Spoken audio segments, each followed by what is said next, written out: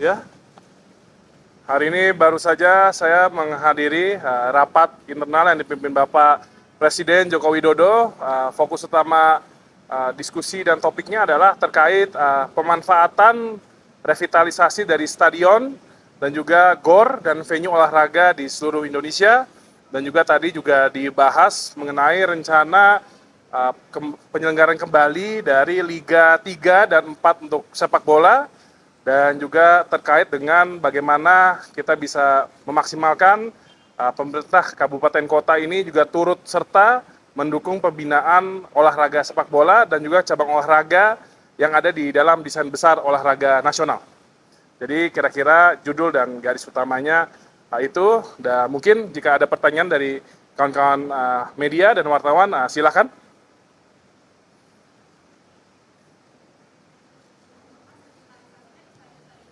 Ya, jadi dari sejak di akhir 2023, awal 2023 maksud saya, maaf, itu ada 22 stadion yang direvitalisasi oleh pemerintah pusat yang kapasitasnya di atas 25.000.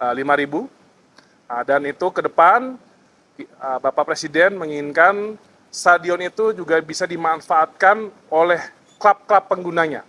Jadi biasanya stadion itu dikelola oleh pemerintah daerah. Ke depan ini akan dieksersis bagaimana payung hukumnya dan juga mekanismenya stadion ini bisa dikelola oleh swasta, yaitu klub yang menempati stadion tersebut.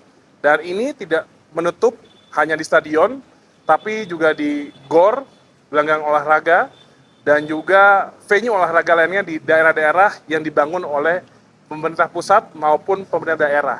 Ini dalam rangka untuk memastikan fasilitas olahraga, venue olahraga yang sudah dibangun, ini bisa lebih hidup secara industri, pengelolaannya juga lebih dinamis serta fleksibel, dan pemanfaatannya juga lebih maksimal. Karena kita juga ingin bagaimana menumbuhkan industri olahraga, pembinaan olahraga, tapi juga meringankan beban pengelolaan melalui APBD maupun APBN.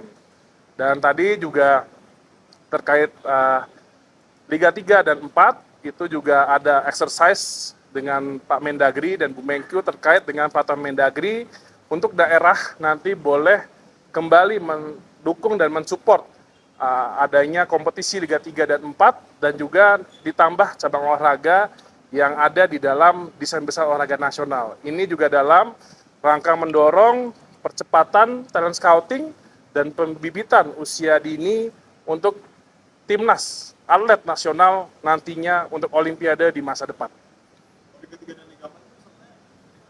Liga 3 dan Liga 4 itu dari komunitas daerah dan juga amatir. Nanti juga ada Liga Pertiwinya untuk wanitanya. Kurang lebih mirip-mirip.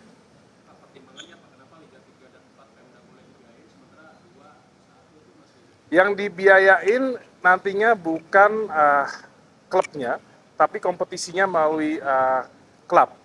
Jadi nanti ada diatur, nanti ini akan lagi kaji lebih dalam, ada maksimalnya, ada cap-nya, berapa daerah boleh terlibat.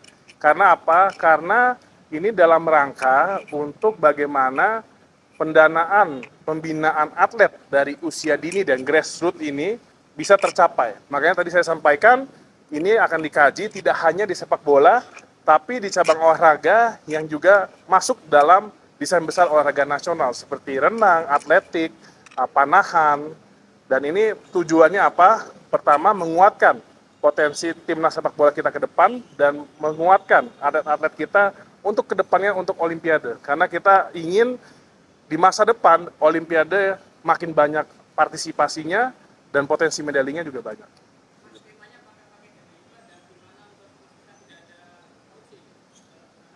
Ya, skema ini yang tadi makanya kita exercise antara Kemenpora, Kemendagri, PUPR, dan juga Kemenkyu.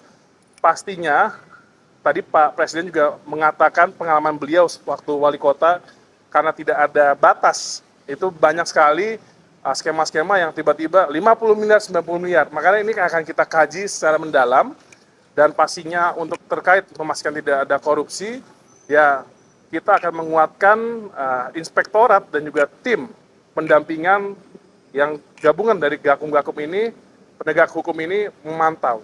Jadi saya rasa nantinya dengan proses yang transparan dan pastinya elektronik, jadi ini akan sulit untuk adanya penyelewengan. Ini yang sudah dilakukan di Kemenpora dalam hal memberikan bantuan pemerintah untuk cabang-cabang olahraga dalam melakukan pelatnas.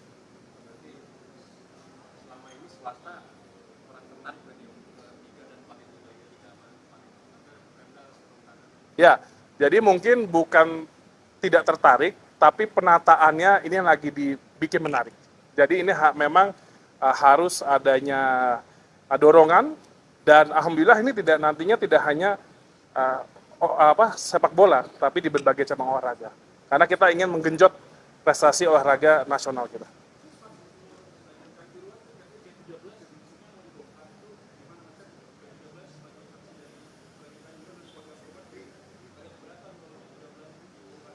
Ya, itu hal teknis, nanti kita akan melakukan mediasi dan kita lihat bagaimana yang bisa dilakukan antara bentuk dan juga desain renovasi dengan mempertahankan yang tadi dibilang gate 13 itu.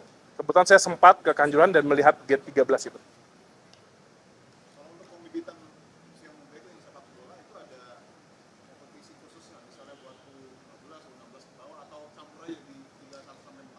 Oh ada, nanti saat ini kan seperti kami, Kemenpora dari U12 juga sudah melakukan.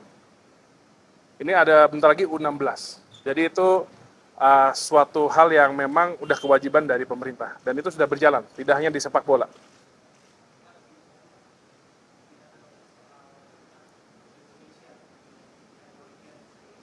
Ya, sejauh ini memang kita badminton berguguran, tapi memang kami dari awal sudah menyampaikan analisa kami, kita memiliki chance besar itu di wall climbing, weightlifting, dan alhamdulillah kemarin panahan Diananda bagus, dan untuk badminton kita harus bersedih karena Jojo dan Ginting sudah out, tapi ini Fajar insya Allah bisa masuk, semoga bisa lolos sampai semifinal dan lalu ke final, dan Gregoria ya kita sangat berharap. Jadi ini kita memohon doa dan support dari seluruh masyarakat Indonesia untuk memberikan semangat atlet kita di Olimpiade. Makanya dari itu yang saya sampaikan, dari SEA Games ke Asian Games itu sudah jomplang. Dari Asian Games ke Olimpiade ini sangat jomplang. Inilah mengapa tadi rapat kami bahas bagaimana menguatkan fondasi-fondasi pembibitan atlet ini merata di daerah. Karena kita ingin target kita di Olimpiade yang selanjutnya ini Indonesia memiliki peringkat yang lebih baik dan memiliki medali tidak hanya dari badminton, tapi berbagai cabang olahraga seperti negara-negara maju. Inilah yang harus kita kuatkan. Cukup?